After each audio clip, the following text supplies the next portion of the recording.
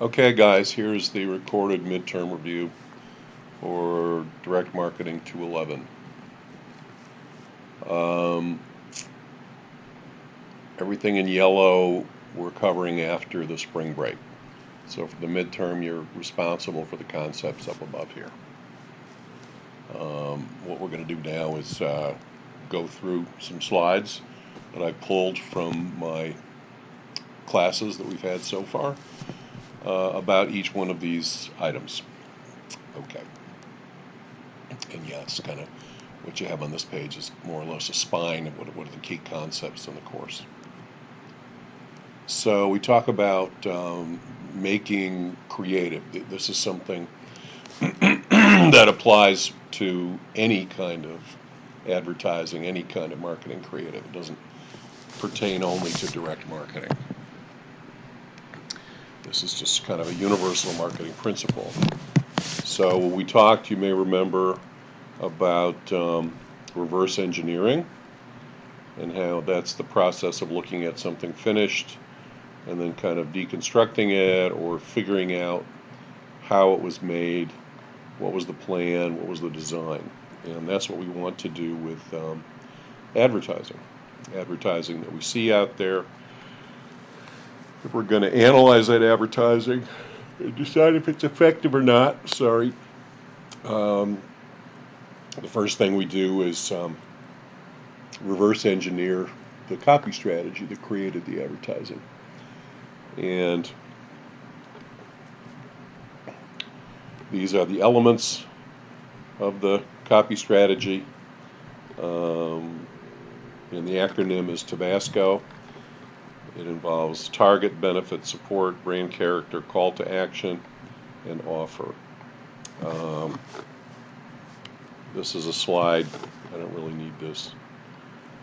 I remember this. At one point, I decided to break out. I used to have call to action and offer in the same slide, and then I decided that they really needed to be separated. So, target is who the ad's talking to, who is your target customer, demographics and psychographics. Benefit is what does the product or service do for you? Why do you buy it in the first place? Support proves that the product will deliver the benefit. Brand character is usually just a few adjectives that describe the personality of the brand. Call to action is what we're specifically telling the customers to do.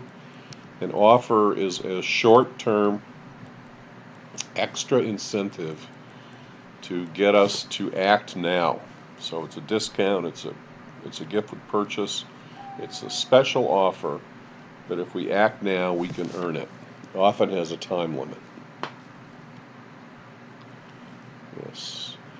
Empathy is another part of creating advertising and assessing advertising. You need to have a full understanding of your target and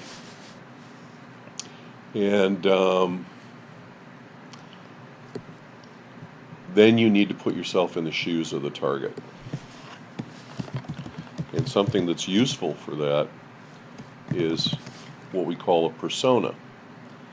So in addition to just writing out psychographics and demographics for your target in the Tabasco, I believe it's also important that you go to the trouble of creating a person that is your ideal kind of center, right in the middle of the target person. Sometimes you have to do more than one persona because your brand just has really two segments that they're bringing in. So all this is, writing out the persona, putting yourself in their shoes. This is necessary to create good advertising. You have to speak to them in a specific way, and to appraise an ad that you see, you also need to put yourself in the shoes of the customer and ask yourself, well, will this thing move me? The other really important principle for overall marketing is the purchase funnel. Our acronym for the purchase funnel is ACAPELLA. The 7 steps you can see right here: awareness, consideration, preference, purchase, experience, loyalty, and advocacy. So everything we do in marketing pertains to this. We need to understand where our target is on the funnel, what is keeping our target from moving down, and then we need to fix whatever problem that is to get the movement to eventual advocacy. Purchase funnel. Additionally, when we talk about direct, first thing we want to do is distinguish it from branding. Branding advertising raises awareness and interest. Direct marketing wants you to do something. It wants action. It wants a purchase, normally. And to do that, it always includes some kind of offer. It often includes a call to action.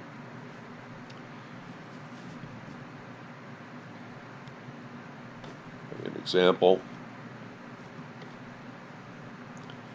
of direct and branding advertising. You see the perfume ad there. It's got no offer in it. It's really all about affecting your feelings towards that brand, My Sin. It's interesting. I just a little while ago looked at you guys' direct mail presentations, and a lot of the brands that were chosen were high fashion brands that don't normally lend themselves to direct marketing and offers. And I think in a way that was maybe part of the issue that some of you had with the project. And I wonder if in retrospect we would have been better off if you'd chosen brands that, accommodated offers more easily and more regularly. Anyway, direct wants you to do something. It's got an offer. Pick up the phone, go online, order a pizza. Branding. Feel good about what My Sin will do for you if you ever bought it. So direct marketing moves the customer. Direct is 3 things. This, in a way, is probably 3.5 things, accurately speaking. Database, an offer, measurability. Measurability is the ability to count the results. Accountability is financial results. It means direct marketing makes money. It has a return on investment. It creates sales. So measurability, I can measure impressions, right? But an impression, an ad impression, is not a sale. Accountability means sales. So I think that it's accurate to say direct involves both measurability and accountability. So now we're going to go through each of the key things. We got as far in our classes so far. We did our lecture on databases. We did several lectures on offers, and we haven't gotten to the accountability, measurability part in any detail yet. We will after the spring break. Database. Well, I think probably most importantly, in marketing, a marketing database has it's like a human heart because it's beating all the time. It's taking information in, taking sustenance in, I think you could say. And it's enriching it, doing something with it, adding something to the mix, and then sending out something. So just like the heart with blood coming in, getting oxygen mixed in, and then being sent out. There's information, transactional information coming into the database at all times. And then knowledge and other knowledge that the database has and can pull in from outside sources enables the database to send out communication tailored by customer segment. but it's the heart of direct marketing programs, the database.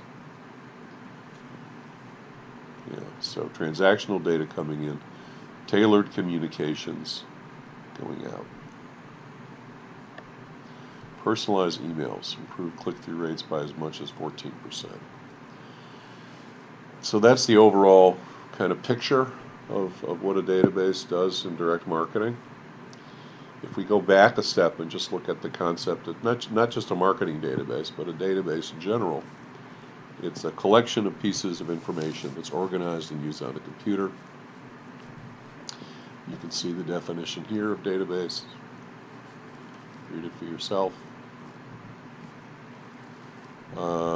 Long ago, you may remember I showed slides of cuneiform tablets and pen and ledger books, censuses. Databases existed, but they were handwritten. They were not electronic at all. These people weren't using electricity way back when. And in the old days, then databases were updated infrequently. Kind of a medium phase, once electricity got into everything, was there were databases that ran direct mail efforts for catalog companies, back in the 1950s and 60s, and printing, mailing levels, etc. But they were still not doing any kind of sophisticated analysis, really. Today, again, there's databases continually updated, fed into the customer relationship management system, analyzed, new communications sent out. And now, in fact, this phenomenon called big data means there are more and more data, behavioral data about us out in the world,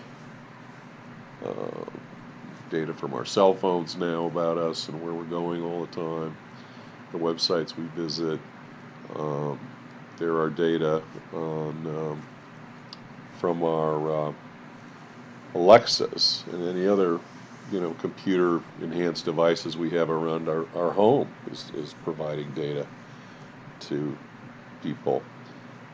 When you take the huge amount of data, growing amount of data with huge increases in basic computing power, it leads to new types of learning, new types of knowledge.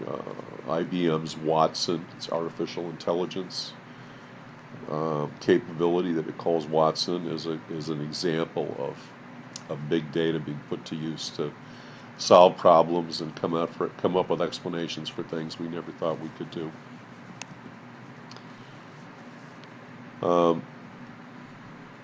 Speaking about big data, Facebook generates a lot of data, 4 petabytes. Petabyte is a lot. 1,000,000 gigabytes is a petabyte.